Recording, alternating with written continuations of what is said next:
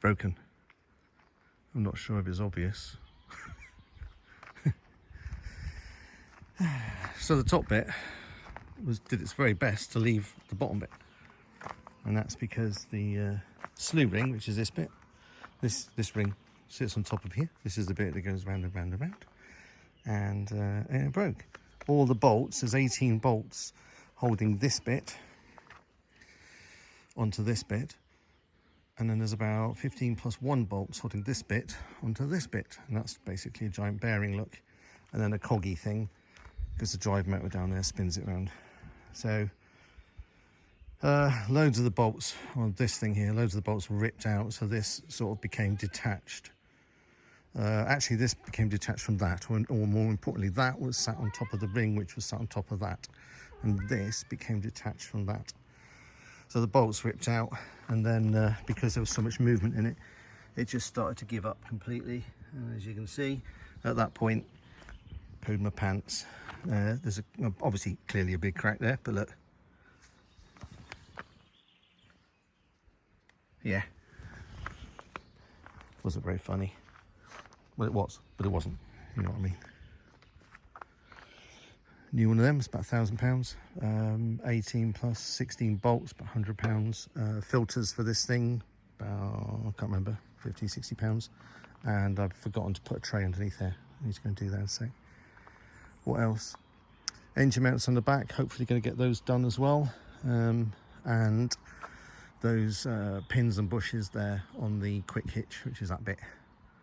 Try and get them done, and then we should be good to go. There's the new lawn in the background. Not too shabby, is it? It's all right. It's getting there. Of course, the lawn's in front of the summer house, which is just here. In a way, it's kind of handy having the crime scene here, which is about 3 meters wide, because that's roughly where a square of a building is going to be. Or was it square? I think so. I don't know. There, anyway. And then it extends out this way by about another 4 meters, which is pretty much where I'm stood now. Which equally is pretty much where the back of the digger is. In fact, if I'm really... see, can you see that? There, see that? That is actually the corner of the building where we were mapping out. Oh, look, it goes blurry when it... Yeah, look, the background goes blurry. I've got a new phone. It's really cool. Yeah, so here roughly is where the building's going to be. And now typically, that is actually where the digger is at the moment. So I'm almost tempted to put something here. I mean, it will almost be like a trial and error for when people come up here. You need to come round this building. You need to come up here, turn in here, reverse to there, and back out again. And it was, I was here a minute ago, and I was just kind of just wondering what I'm up to. Talk about shingle in a minute. And I just thought, yeah, okay, well, if I'm going to get people reversing back here, I ought to finish this wall. So the alpine wall, it's alpine because it has alpines growing in it. So we've obviously planted it some time ago. Yeah, I've done another video. All these lovely little things here are just doing what they do now. It's like sort of alien things. So that is doing its thing. It makes sense here to have this go round, and I'm going to build a wall across here with all these rocks, which is what I've just started doing now. Just sort of started playing with the giant jigsaw. That is definitely leaking a little bit, look. I think we need to investigate where that's coming from. Can't quite figure it out. I thought it was the bottom of this. Did that just drop? Okay, that's going to keep me busy guessing where that's coming from. I think it's there. And running down. And then jumping. I don't know where it's coming from. Where did it get over there to drop there? Anyway, I'll investigate that in a minute. It's a bit suspicious, isn't it? I did actually put some diesel in a minute ago and spilt a bit, but still, I don't think it's that. Anyway, so yeah, I'm trying to shape this at the moment, just to dig it out. I've just got the dumper out. He's gonna go for it, and I'm gonna move my foot and he's gonna jump. And he backed off because I'm here. He's a bully. And he knows he's done wrong, and there he goes. He's gone now, Poppy. Hey, buddy. Hey. Hello. There you are. Princess. She's a survivor. He's the needy fat boy. And the bully. She'll survive on her own out here. When the zombie apocalypse kicks in. Right, so all these things here. I mean, I don't know how to look very big on camera, but they're they're massive. Oh, I can't move that. I won't be able to move that one. I might be able to actually just shuffle that one around a little bit, but all these are just way too big. So yeah, going to create a wall there. The rest of these stones, I will do something else with them. I've got some white stones over there. They're about to disappear. They're going to go in here, as will that pallet, and then that ultimately that firewood, which is building up just here. That's all going to go up the top into storage. We're going to make some wood storage up there. We've got some pallets, some beautiful pallets to start with. Right, where am I going? So that's what I'm doing now anyway. Just tinkering in the corner here. I want to finish this off, have a nice sort of, I'm going to take that path down there. I'm going to take it down by about 6 or 8 inches roughly. So you're sat more down in the path as you walk down that way. Put some stones around the edge, get rid of the rest of this stuff. I might actually leave this log here and leave this big log here. And we were looking at the sycamore. See, the sycamore's got 3 limbs to it, 3 trunks. I'm trying not to blind you in the sun, all right? So the one on the left is probably about 18 inches across, that one there. So what we figure is if I can cut it about here, where it's not quite bound to this, I cut it here and I get a nice length. And that's probably about, I don't know, 3 meters, 10 foot. From there to there. It's going to be difficult to get down there, but luckily it's going to fall this way into the bank. So I'll go across there, across there, across there. Much below that, these trees blend together. They're kind of like, they become one when you get down there. It's very difficult to separate them, so we go in here somewhere. Look, see the gap between those two? Probably go in about there somewhere, straight across. And then I thought I might make some benches out of this stuff, because it's sycamore, it's horrible stuff. It's growing, look, it's coming back. It's actually that green growth.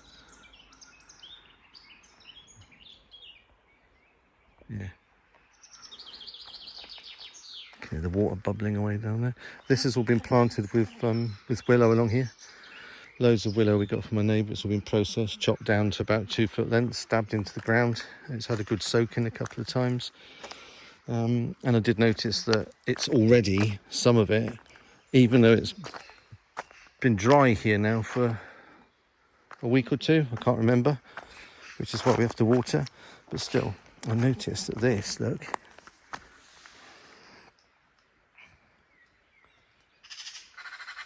it's already fighting back. That's amazing stuff.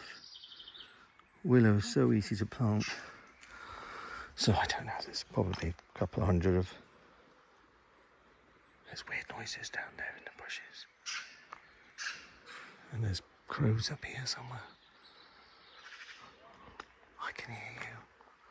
I can't see, oh, it's magpies. That's why it sounds like a magpie. Should have realised that. Anyway, like last thing. So I started putting in, there's a piece of wood just across the road, just here. Took me about 2 or 3 hours to put that in. It's following the contour of the ground, which is a bit humpy bumpy along here. So I had to cut it down just enough so that the pea shingle on this side, I want the wood to project up only about that much. Just enough to hold the pea shingle back and separate from the main driveway. So when you come up the driveway, it'll be very obvious that this is kind of like the road or the driveway. And this, from straight across there, look, is the parky bit. 1, 2, 3 spaces for cars. It just means any deliveries, it'll be intuitive to come along here where I'm stood. I'll spin around.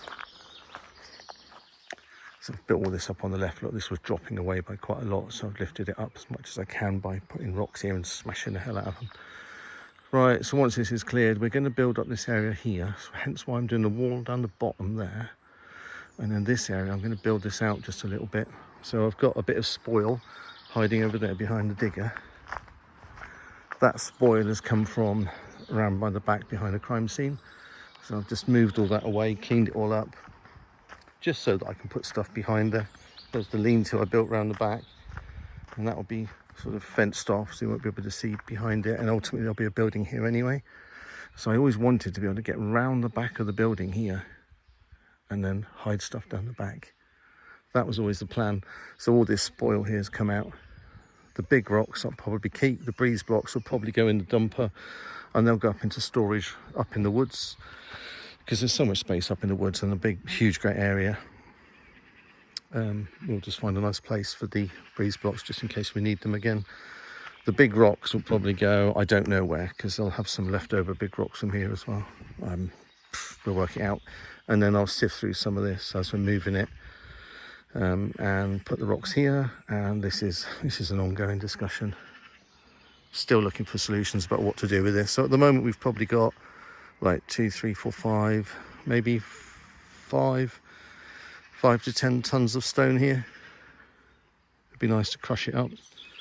Costs about £70, I suppose, at the moment for crushed slate. So what's that? 500 quid's worth of stone there at the moment, roughly.